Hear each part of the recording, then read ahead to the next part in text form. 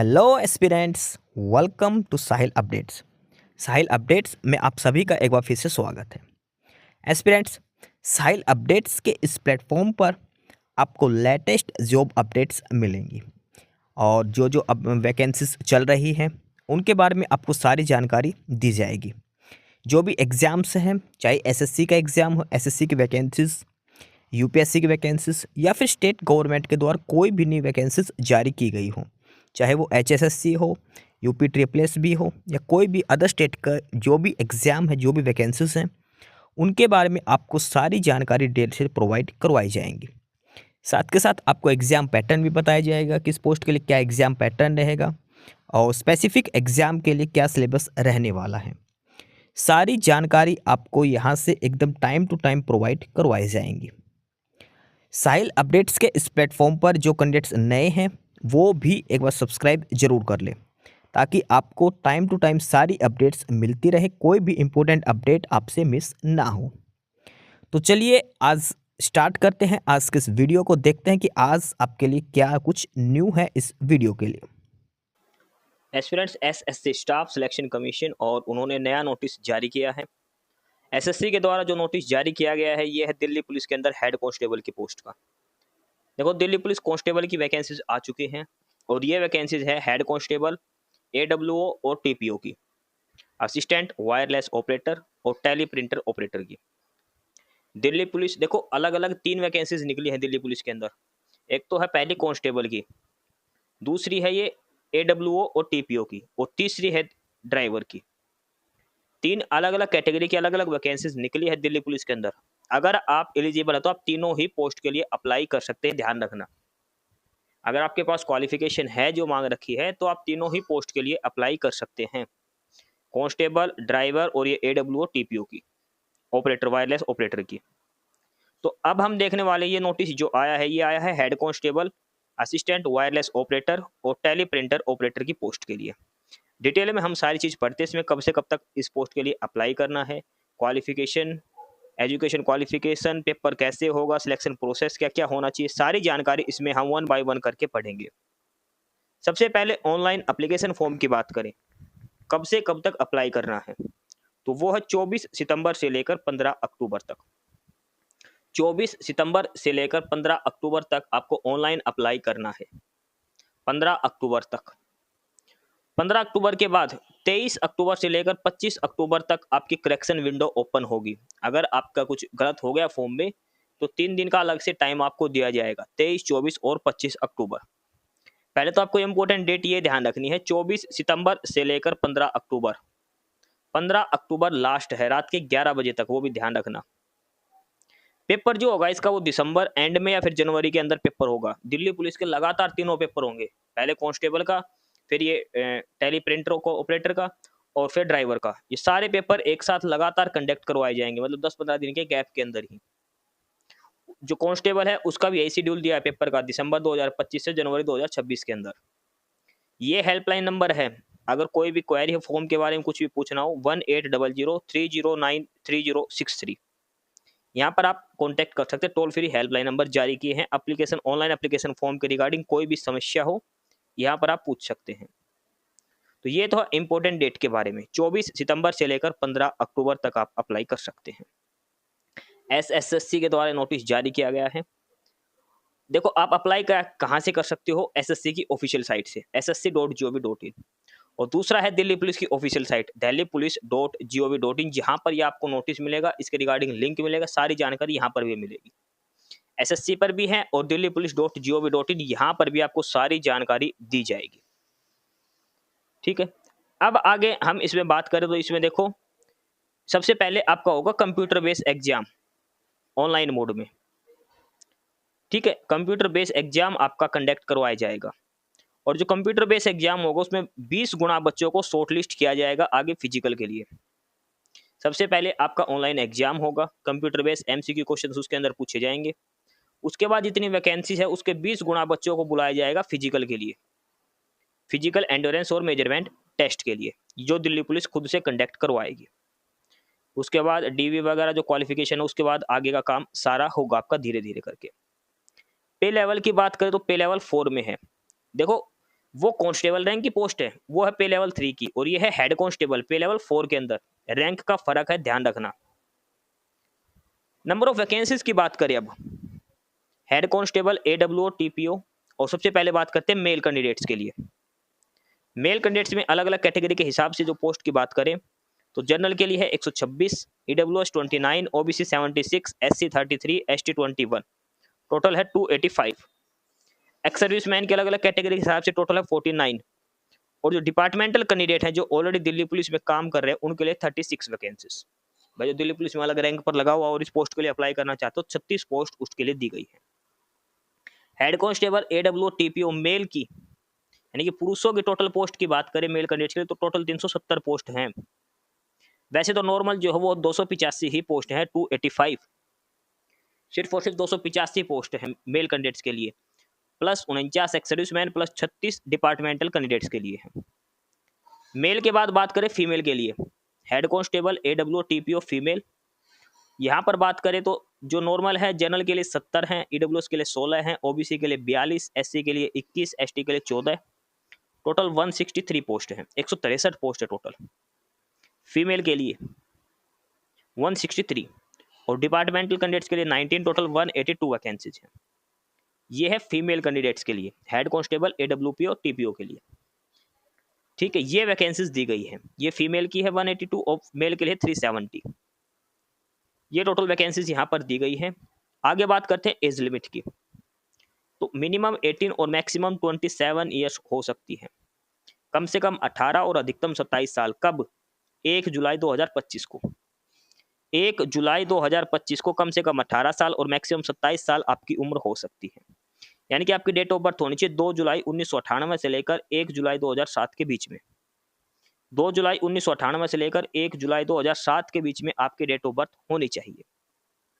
इसके अलावा जो SC ST कैंडिडेट है उनको 5 साल की छूट है, OBC वालों को 3 साल की अलग से एज रिलैक्सेशन इसमें दी जाएगी। ये एज रिलैक्सेशन की सारी कंडीशंस यहाँ पर दे रखी अलग अलग कैटेगरी के हिसाब से। एज रिलैक्सेशन के बाद और ये देखो चेस्ट वगैरह में भी अलग से रिलैक्सेशन दिया जाएगा जो डिपार्टमेंटल कैंडिडेट्स हैं उनके हिसाब से, जो ऑलरेडी दिल्ली पुलिस में अलग अलग पोस्ट पर काम कर रहे हैं उनको, जो MTS वगैरह में कर रहे हैं वो। अब सबसे इंपॉर्टेंट चीज एक और है और वो है एसेंशियल क्वालिफिकेशन। क्या क्वालिफिकेशन आपकी होनी चाहिए?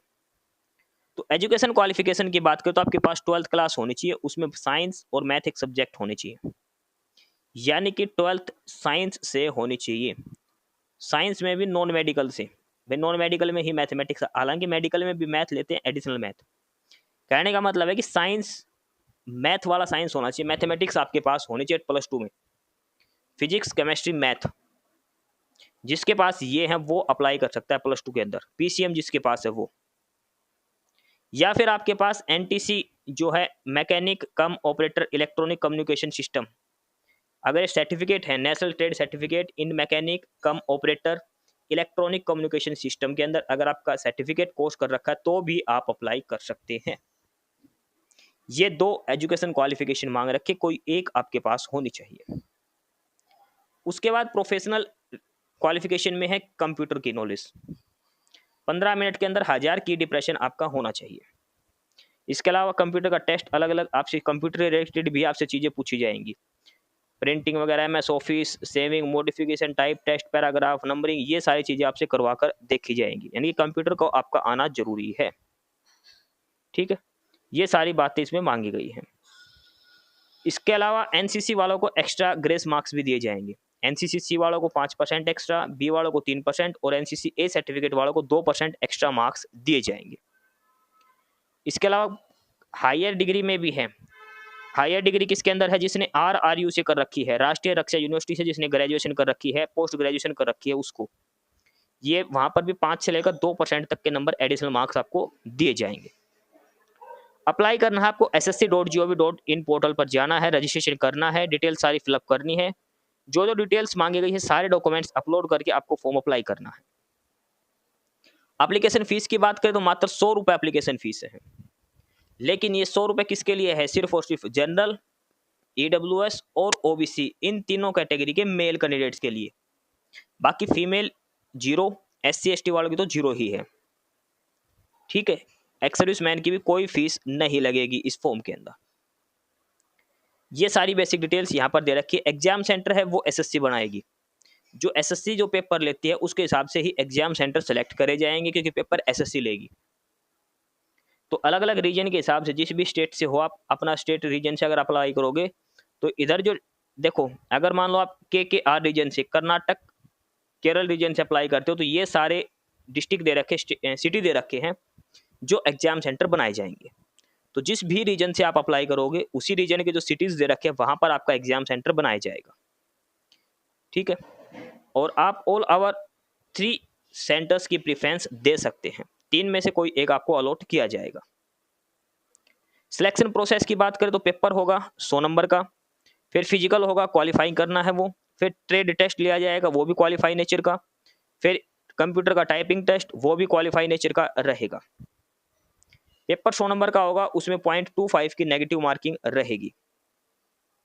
पेपर में क्या क्या आएगा, एग्जाम पैटर्न की बात करें हम 100 नंबर में से, जनरल अवेयरनेस 20% 20 नंबर का, जनरल साइंस 25 क्वेश्चन 25 नंबर की, इसके अलावा मैथमेटिक्स 25% 25 नंबर के, रीजनिंग 20% 20 नंबर के, और 10 नंबर का आपका आएगा कंप्यूटर।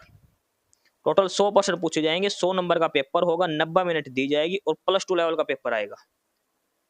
पेपर का लेवल होगा +2 का। 5 सब्जेक्ट आएंगे, जीके, रीजनिंग, इंग्लिश, मैथ्स और कंप्यूटर। 10 नंबर का कंप्यूटर इसमें दिया गया है अलग से। 1/4 नेगेटिव मार्किंग रहेगी इसके अंदर। सिलेबस की बात करें तो ये जनरल अवेयरनेस का सिलेबस दे रखा है, ये जनरल साइंस का, फिजिक्स और केमिस्ट्री का। उसके बाद ये मैथमेटिक्स का सिलेबस यहाँ पर दिया गया है। देखो मैथमेटिक्स में 12th का क्या आएगा, परमुटेशन, कॉम्बिनेशन, ट्रिग्नोमेट्री +2 लेवल की आएगी, ये सारी चीज़ आपको ध्यान रखनी है। ठीक है, रीजनिंग दे रखी है, और ये कंप्यूटर का दे रखा सारा सिलेबस। ये 5 सब्जेक्ट हैं जो आपके पेपर में पूछे जाएंगे। अब उसके बाद आगे बात करते हैं फिजिकल की क्या क्या होगा। फिजिकल जो क्वालिफाइंग नेचर का रहेगा मेल कैंडिडेट्स के लिए, जिसकी 30 ईयर्स तक एज है, 1600 मीटर की दौड़ 7 मिनट में करनी है, long jump 12.5 feet, high jump 3.5 feet. Long jump और हाई जंप में 3-3 मौके आपको दिए जाएंगे, 3 चांस में से एक बार आपको क्वालिफाई करना है। रेस 1600 मीटर 7 मिनट में रहेगी आपकी। फीमेल की बात करें, फिजिकल में 800 मीटर की दौड़ 5 मिनट में करनी है, 9 फुट का लॉन्ग जंप है और 3 फीट का हाई जंप रहेगा फीमेल कैंडिडेट्स के लिए। उसके बाद हाइट दे रखे मेल कैंडिडेट्स की 170 सेंटीमीटर हाइट होनी चाहिए, 170 सेंटीमीटर, और चेस्ट होनी चाहिए 81 से 85। फीमेल की 157 हाइट होनी चाहिए, 157 सेंटीमीटर। उसके बाद आपका मेडिकल वगैरह कंडक्ट करवाया जाएगा। उसके बाद ट्रेड टेस्ट होगा। सबसे पहले तो आपको कंप्यूटर नॉलेज होगा, उसके बाद रीडिंग और डिक्टेशन टेस्ट आपका करवाया जाएगा। ये सारी जानकारी आपको होनी बहुत ज़रूरी है। देखो ये ट्रेड टेस्ट की सारी जानकारी यहाँ पर दे रखी है, मिस्टेक्स अलाउड नहीं है, एक वर्ड एक मिस्टेक का काटा जाएगा। ये सारी चीज़ें आपको करवाई जाएंगी। पहले MS वर्ड में करवाया जाएगा 5 मिनट के अंदर ये सारी 10 चीज़ें, फिर ये पावर पॉइंट में करवाया जाएगा 5 मिनट में, 5 मिनट MX एक्सेल का। आपको सारी चीज़ें आना बहुत ज़रूरी है। उसके बाद फाइनल रिजल्ट आपका डिक्लेयर किया जाएगा 100 नंबर का जो पेपर है उसके हिसाब से। सारी जानकारी 1 बाय 1 करके आपको इसमें समझा दी गई है। दिल्ली पुलिस AWO TPO की जो वैकेंसीज हैं उसका जो नोटिफिकेशन है सारा डिटेल में आपको समझा दिया गया, क्या क्या क्वालिफिकेशन होनी चाहिए, कैसे क्या सिलेक्शन प्रोसेस होगा, पेपर में क्या क्या पूछा जाएगा। 12th में साइंस होनी चाहिए इसको अप्लाई करने के लिए। पेपर एक ही पेपर होगा, उसके बाद फिजिकल होगा, ट्रेड टेस्ट, कंप्यूटर टेस्ट, सारी चीज़ें आपसे कंडक्ट करवाई जाएगी। 24 सितंबर से लेकर 15 अक्टूबर तक आप अप्लाई करना है आपको। 24 सितंबर से लेकर 15 अक्टूबर तक ये SSC की ऑफिशियल साइट है जहां से आपको अप्लाई करना है। कोई क्वेरी हो तो आप कमेंट बॉक्स में कमेंट करके पूछ सकते हैं, बाकी डिटेल में आपको सारी बात समझा दी है। एस्पिरेंट्स यही सारी इन्फॉर्मेशंस थी आपके लिए आज की इस वीडियो के अंदर, और जो इन्फॉर्मेशन आपको प्रोवाइड करवाई गई है उसके रिगार्डिंग आपको कोई भी क्वेरी हो, किसी भी कोई प्रकार का कोई डाउट हो तो आप नीचे कमेंट बॉक्स में कमेंट करके हमसे पूछ सकते हैं। बाकी नई अपडेट्स के लिए और नई इन्फॉर्मेशंस के लिए आप हमारे चैनल साहिल अपडेट्स को सब्सक्राइब जरूर कर लें ताकि आपको सारी अपडेट्स मिलती रहें। फिलहाल यही था आज के इस वीडियो में।